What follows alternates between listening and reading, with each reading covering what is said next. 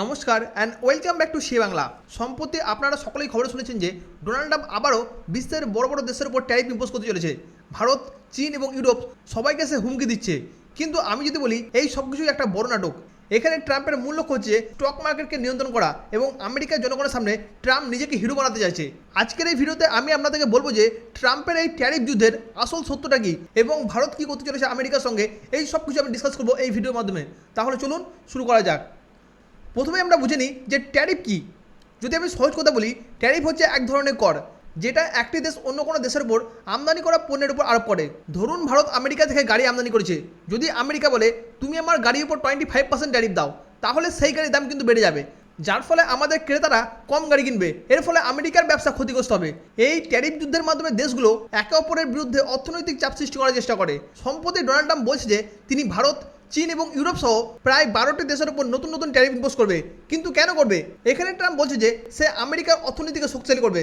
কিন্তু এই ট্যারিফের মধ্যে ভারতও কিন্তু পড়ছে। এখানে ট্রাম্পের মূল বক্তব্য হচ্ছে যে হয়তো আমার প্রস্তাব মেনে নাও, তা না হলে আমি তোমার দেশের উপর বড় ট্যারিফ ইম্পোজ করবো। এই ট্যারিফ ইম্পোজ করার ডেডলাইন দেওয়া হয়েছে 1 আগস্ট পর্যন্ত। ডোনাল্ড ট্রাম্পের এই নিউজের ফলে ইতিমধ্যে দেখা যাচ্ছে যে স্টক মার্কেটের মধ্যে উত্তেজনা শুরু হয়ে গেছে।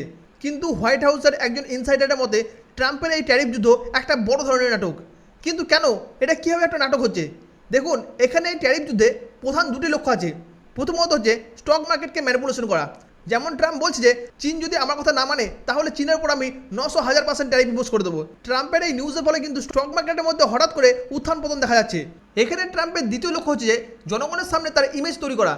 এখানে ট্রাম্প চাইছে যে আমেরিকার জনগণ ভাবুক যে তিনি দেশের অর্থনীতির জন্য দিন রাত ধরে কাজ করছেন। এই ট্যারিফের হুমকি দিয়ে সে দেখাতে চাইছে যে আমি আমেরিকাকে আবার মহান করছি।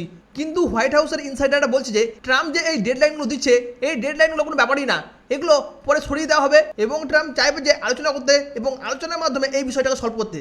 এখানে একটা মজার বিষয় লক্ষ্য করুন, ট্রাম্পের কিন্তু বড় বড় ঘোষণাগুলো প্রায়ই শুক্রবার বা রবিবার রাত্রে আসে।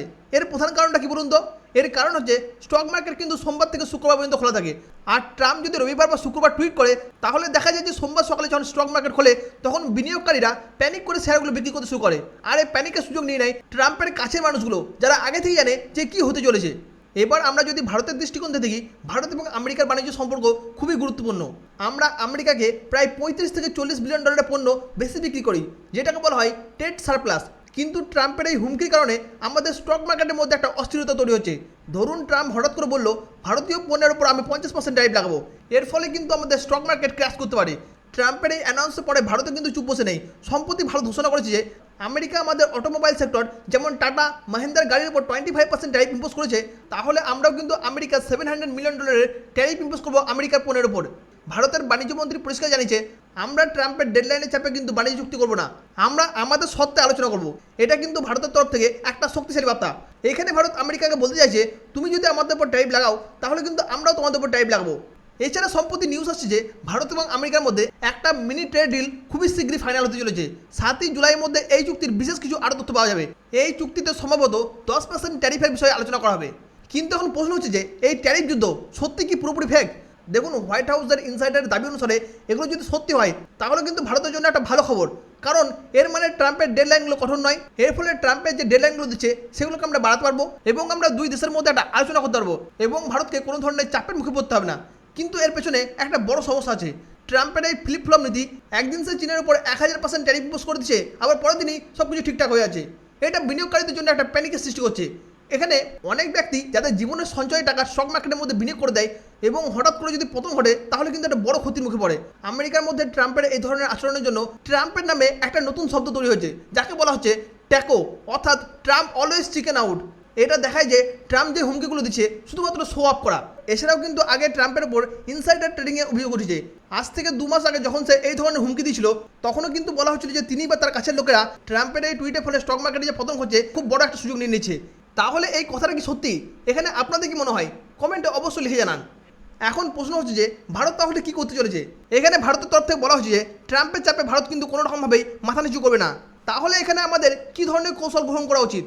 প্রথমত হচ্ছে শক্ত অবস্থান। ভারতের উচিত যে ট্যারিফের বিরুদ্ধে ট্যারিফ আরোপ করে হুমকি দিয়ে শক্ত অবস্থান নেওয়া। আমরা ইতিমধ্যে বলেছি যে আমরা $700 মিলিয়ন ট্যারিফ ইম্পোজ করতে চলেছি।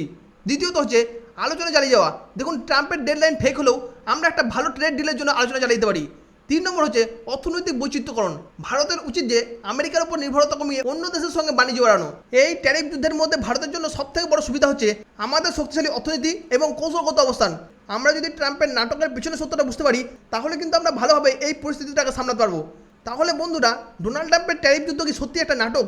হোয়াইট হাউসের ইনসাইডারের দাবি এবং ট্রাম্পের যে ফ্লিপ-ফ্লপ আচরণ এটা বিশ্বাস করতে বাধ্য করে, কিন্তু এর মানে এটা নয় যে আমাদেরকে হাল ছেড়ে দেওয়া উচিত। ভারতের শক্ত অবস্থান এবং কৌশলগত আলোচনা আমাদেরকে এই ট্রেড যুদ্ধে অবশ্যই যেতে হবে। এই বিষয়ে আপনাদের কি মতামত? ট্রাম্পের এই ট্যারিফ যুদ্ধ সত্যি কি ফেক, নাকি এটা সিরিয়াস? আপনাদের মতামত অবশ্যই কমেন্টে লিখে জানাবেন।